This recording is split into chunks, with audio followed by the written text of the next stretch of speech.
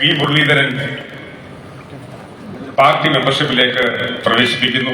Advocate Mathews Madathethu സൺ ഇന്ത്യയുടെ ജില്ലാ രക്ഷാധികാരിയാണ്.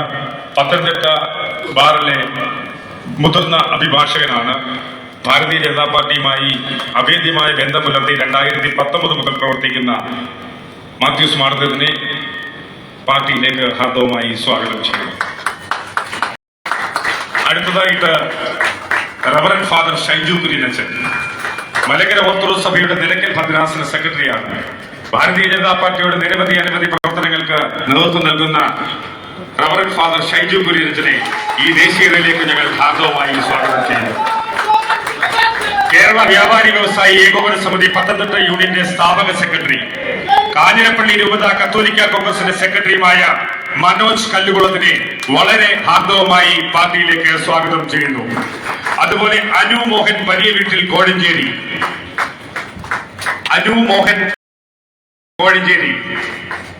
Jerin Jacob Varghese Kondoor Kaviyoor, Titus George Kondoor Jaivilla Kaviyoor, Shrimati Raji Subhash Orikkal house Eraveloor, Binoy Veloor Vettippuram, Lijos U Chithuperuppel Pathanamthitta, Justin K Kappani house Pathanamthitta, Rajan Ulluni Pallivadakkethil Ullannoor, Liju Johnson Karappanasseril Ullannoor, Thomas Saumel Charinjaparambil Kulanada, അദ്ദേഹം ഉള്ളന്നൂർ വലിയ പള്ളിയുടെ ജോയിന്റ് സെക്രട്ടറിയാണ്.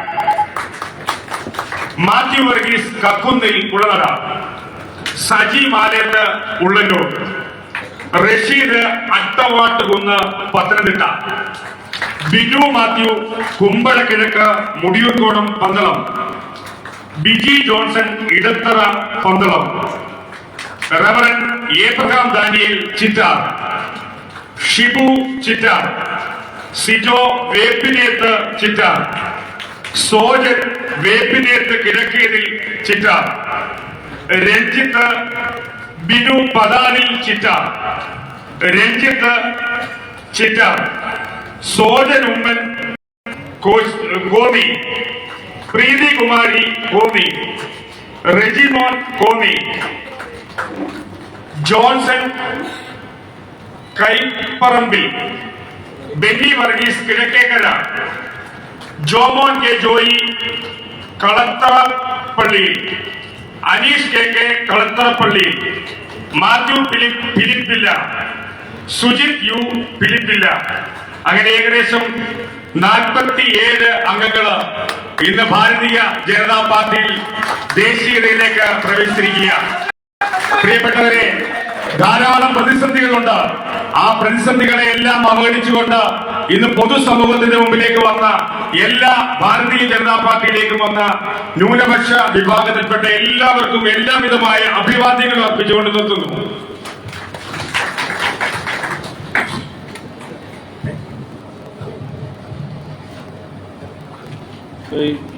അംഗത്വം എടുത്തവര് നമ്മുടെ മുതലോടൊപ്പം ഫോട്ടോ എടുത്തതിന് ശേഷം പോകാവൂ.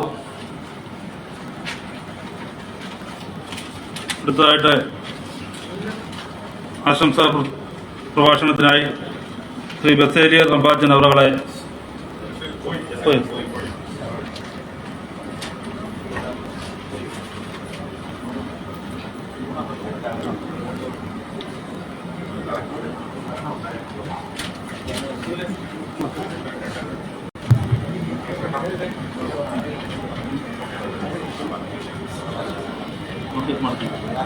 നമ്മളിപ്പം ജോയിൻ ചെയ്ത പ്രിയപ്പെട്ട അഡ്വക്കേറ്റ് മാത്യൂസ് മാടത്തേത്തിനെ ആദരപൂർവ്വം ക്ഷണിച്ചു.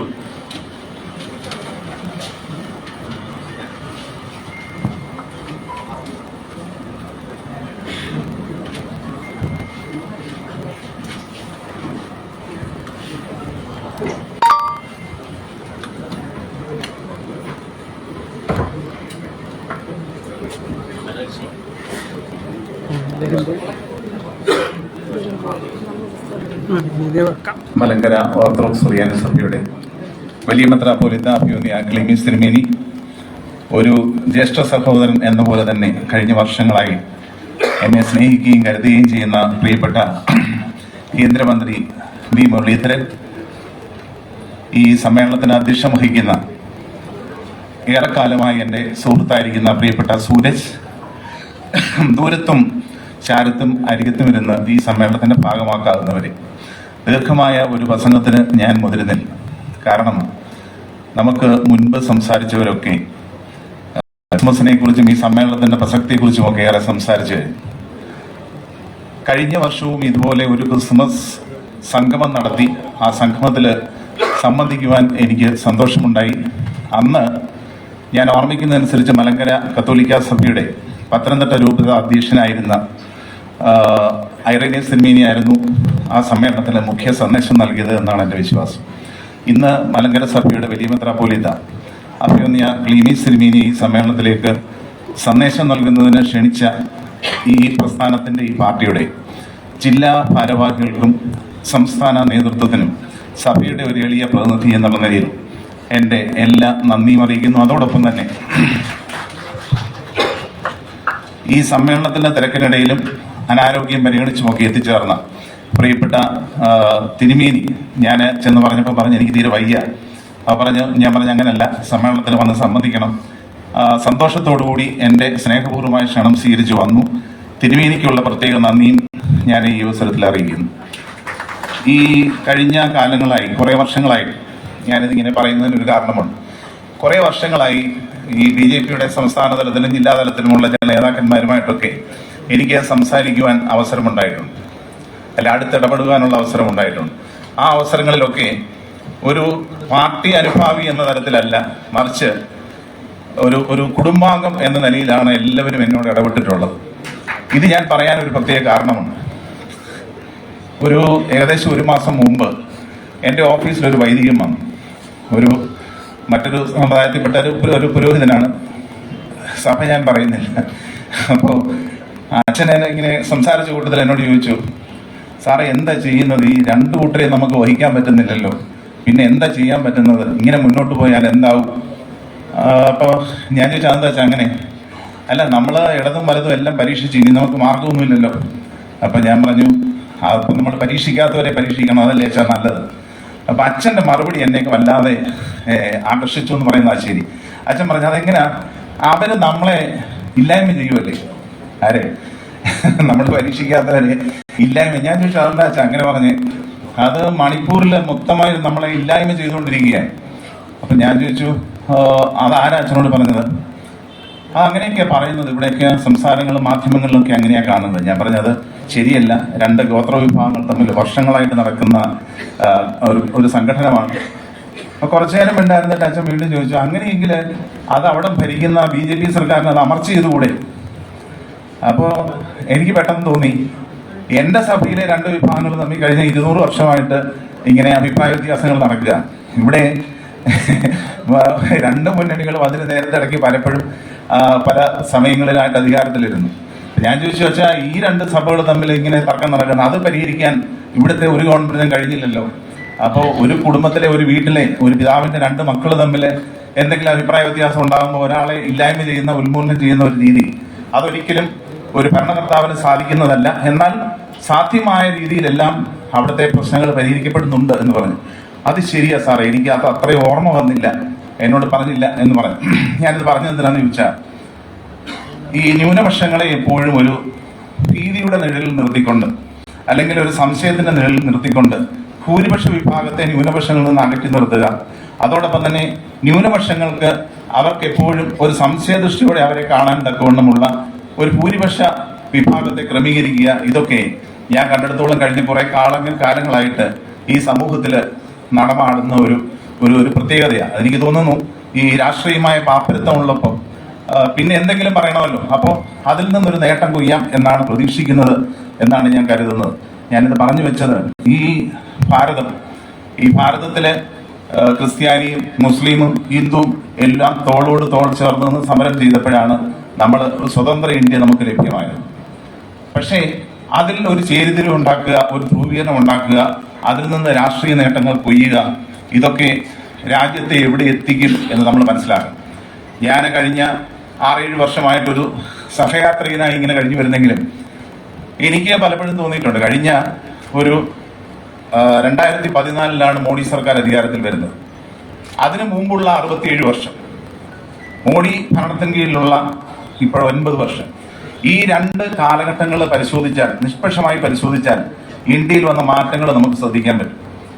കാരണം മോഡി BJPയുടെ ഒരു നേതാവാണ്, അല്ലെ BJP ഗവൺമെന്റാണ് എന്നതിന്റെ മാത്രം അടിസ്ഥാനത്തിൽ ഈ സർക്കാരിനെ എന്തും കൊണ്ടും എതിർക്കുക എന്ന കീഴ്വഴക്കമല്ല, മറിച്ച് ഈ അടിസ്ഥാന സൗകര്യ രംഗത്ത് പോലും, പ്രത്യേകിച്ച് നമുക്കറിയാം ലോകരാഷ്ട്രങ്ങളിൽ മൊത്തം നോക്കിയാൽ ഇന്ന് ഇന്ത്യയുടെ അഭിപ്രായം കേൾക്കാൻ, അതായത് ആഗോള സംഭവങ്ങളിൽ ഇന്ത്യയുടെ അഭിപ്രായം കേൾക്കാൻ കാതോർത്തിരിക്കുകയാണ് നമ്മുടെ ലോകരാഷ്ട്രങ്ങൾ. ഇന്ന് ഇന്ത്യ സാമ്പത്തിക സ്ഥിതിയിൽ ഇന്ന് 5ാം സ്ഥാനത്താണ്, സൈനിക ശക്തിയിൽ 4ാം സ്ഥാനത്താണ്.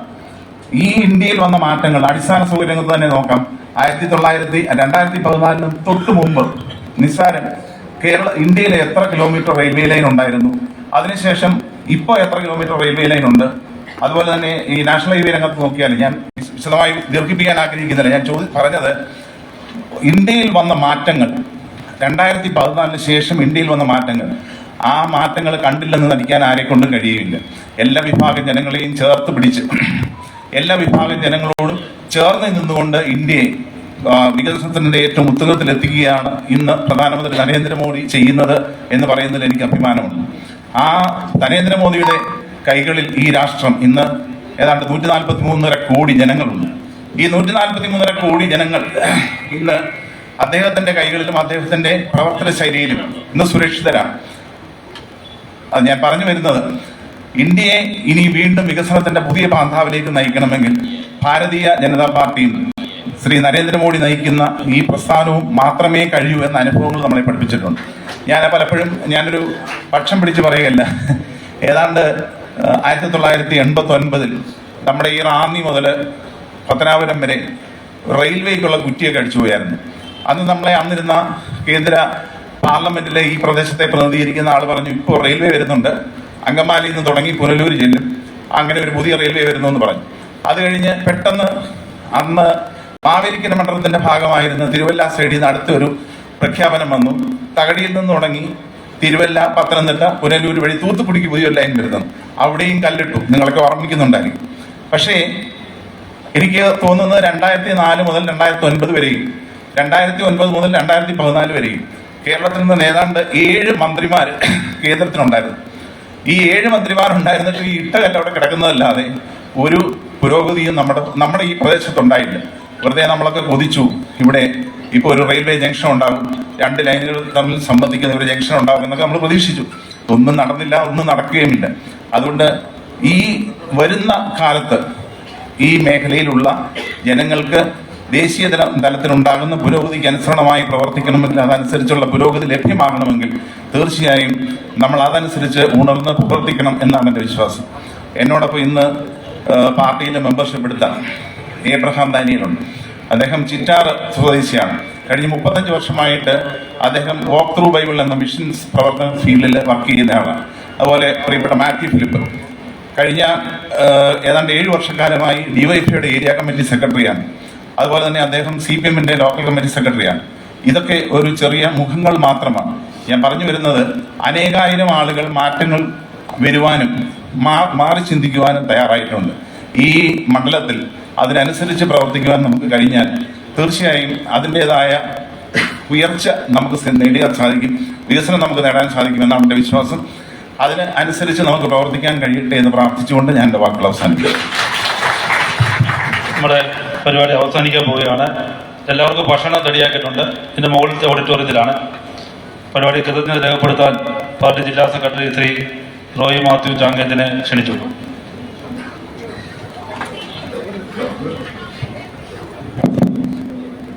അഡ്വക്കേറ്റ് മാത്യു സാർ പറഞ്ഞ പോലെ ഞാൻ ഈ BJP വന്നിട്ട് ഇപ്പോൾ 1 വർഷമാകുന്നു.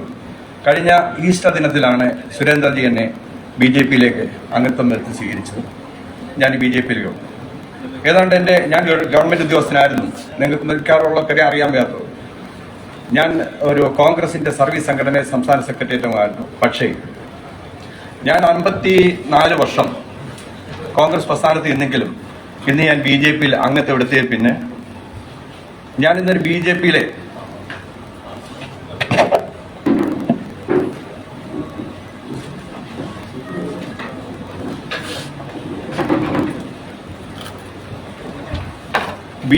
ഒരു അംഗം എന്ന നിലയിൽ സത്യം പറഞ്ഞാൽ ഇന്നാണ് ഞാൻ ഏറ്റവും കൂടുതൽ അഭിമാനം കൊള്ളുന്നത്. എനിക്കിന്ന് BJP-ക്കാരെന്ന് പറയുന്നതിനകത്ത് വളരെ അഭിമാനമാണ്. ഈ 55 വർഷം അങ്ങനെ കോൺഗ്രസിനകത്തൊക്കെ നിന്നിട്ടുണ്ടെങ്കിലും ഞാൻ ഇന്ന് BJP നിൽക്കുന്നതിൽ വളരെ സന്തോഷവാനായ ഒരു വ്യക്തിയാണ്. എനിക്ക് നിങ്ങളോട് പറയാനുള്ളത്, ഇപ്പോൾ പുതുതായിട്ട് മെമ്പർഷിപ്പ് ചേർന്ന ഇത്രയും പേരുണ്ട്. ഈ ഇത്രയും പേരുണ്ടെങ്കിലും ഇവരുടെ കീഴിൽ 100 കണക്കിന് ആൾക്കാർക്ക് ബന്ധമുള്ളവരും സുഹൃത്തുക്കളുമായിട്ടുള്ളവരുണ്ട്. അവരെല്ലാം വലിയ താമസങ്ങളൊന്നുമില്ലാതെ ഭാരതീയ ജനതാ പാർട്ടിയുടെ മെമ്പർഷിപ്പ് എടുക്കുമെന്നുള്ളതിന് യാതൊരു സംശയവുമില്ല. കാരണം മതി സാർ പറഞ്ഞ ഇതിനകത്ത് വന്നപ്പോൾ ഇതിനകത്തെ ഓരോ വ്യക്തികളും ഓരോ പ്രതിനിധികളും സഹോദര തുല്യമായിട്ടാണ് എന്നെ സ്നേഹിച്ചിട്ടുള്ളത്. എനിക്ക് യാതൊരു അഭിപ്രായ വ്യത്യാസവും അല്ലാതെ കാര്യങ്ങൾക്ക് അംഗീകാരം മറ്റുള്ളവർ പലരും പറയും BJP-യിലോട്ട് ചെല്ലുമ്പം എന്തെങ്കിലും പ്രശ്നങ്ങളൊക്കെയാണ്. പക്ഷേ ഇത്രയും സഹോദരം നല്ല തുല്യമായി എന്നോട് പെരുമാറിയിട്ടുള്ള വ്യക്തികളെ ഞാൻ ആദരപൂർവ്വം ഓർക്കുകയാണ്. സുരജി പ്രസിഡന്റായിട്ടിരുന്ന സമയത്ത് എല്ലാ കാര്യങ്ങളിലും ആലോചനയോടുകൂടി നമുക്ക് അംഗീകാരം തന്നു നമ്മളെ അംഗീകരിക്കുന്നുണ്ട്. അതൊരു ക്രിസ്ത്യൻ മേഖലയിൽ നിന്ന് വരുന്നവർക്കും മൈനോറിറ്റി വിഭാഗത്തിൽ വരുന്നവർക്കും ഇന്ന് ഏറ്റവും കൂടുതൽ സഹായങ്ങളും അതുപോലെ തന്നെ ഏറ്റവും കൂടുതൽ നമ്മുടെ അഭിപ്രായം തുറന്നു പറയാവുന്നതും BJP-യിലാണെന്ന് ഞാൻ പൂർണ്ണമായിട്ട് വിശ്വസിക്കുന്നു. സമയക്കുറവൊന്നും ഞാൻ എൻ്റെ കർത്തവ്യത്തിലേക്ക് കിടക്കുകയാണ്. ഞങ്ങളുടെ അധ്യക്ഷനായിട്ടുള്ള ജില്ലാ പ്രസിഡന്റ് സൂരജി എല്ലാ കാര്യത്തിലും ഈ ഒരു ക്രിസ്മസ് സംഗമം നടത്തണമെന്ന് പറഞ്ഞപ്പോൾ തന്നെ അധികം കാലതാമസമൊന്നും ഇല്ലായിരുന്നു. പെട്ടെന്ന് തന്നെ അറേഞ്ച് ചെയ്യാൻ പറഞ്ഞു. എല്ലാ കാര്യങ്ങളും അറേഞ്ച് ചെയ്യാനും വേണ്ട സപ്പോർട്ടുകളെല്ലാം തന്ന അദ്ദേഹത്തിന് പ്രത്യേകം എൻ്റെ വ്യക്തിപരമായും NTയുടെ നാമത്തിൽ കൃതജ്ഞത. നമ്മുടെ ഇത് ഉദ്ഘാടനം ചെയ്ത ശ്രീ മുരളീച്ചേട്ടനെ ബൈബിൾ ഉദ്ധരിച്ചുകൊണ്ട് വർത്തമാന കാലങ്ങളെ ഏകോപിപ്പിച്ചുകൊണ്ട് നല്ലൊരു പ്രഭാഷണം നടത്തി. നമ്മുടെയൊക്കെ ഉള്ളി തട്ടുന്ന നല്ല രീതിയിലുള്ള പ്രഭാഷണം നടത്തി നമ്മളെ സന്തോഷിപ്പിച്ച മുരളിച്ചേട്ടനെ എൻ്റെ വ്യക്തിപരമായും NTയുടെ ഭാഗമായിട്ടും കൃതജ്ഞത അറിയിച്ചു. അനുഗ്രഹ സന്ദേശം നടത്തിയ അഭിമന്യ വലിയ ഓർത്തഡോക്സ് സഭയുടെ വലിയ മെത്രാപ്പോലിത്ത കുര്യാക്കോസ് മാർ ക്ലീസ്മീസ് മെത്രാപ്പോലിത്തയ്ക്ക് അദ്ദേഹം ഞങ്ങൾ ഭവനത്തിൽ ഞാനും ബിജു ഞങ്ങളെല്ലാവരും കൂടെ പോയ എഡ്യൂക്കേഷൻ ഉണ്ടായിരുന്നു. അദ്ദേഹം വളരെ സന്തോഷത്തോടു കൂടി ഇതിന് വരാമെന്ന് സമ്മതിച്ചു. കറക്റ്റ് സമയത്ത് തന്നെ വന്ന് നമുക്ക് നല്ലൊരു പ്രഭാഷണം നടത്തുന്നതിന് അദ്ദേഹത്തിനോടുള്ള കൃതജ്ഞത അറിയിച്ചു.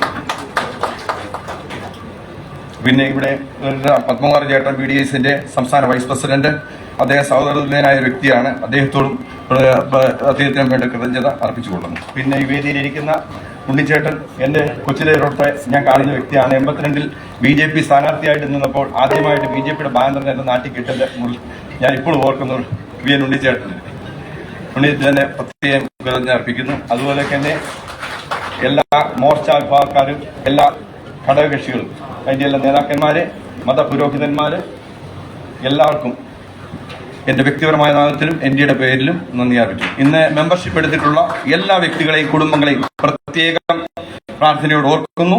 അവർക്ക് എല്ലാവിധ ആശംസകളും ഉണ്ടാകട്ടെ. ഞങ്ങളെല്ലാം ശക്തമായിട്ട് മുന്നോട്ട് പോകുന്ന പ്രതിജ്ഞയോടുകൂടി ഞങ്ങൾ മുന്നോട്ട് നീങ്ങിയാണ്. എല്ലാവർക്കും സന്തോഷം.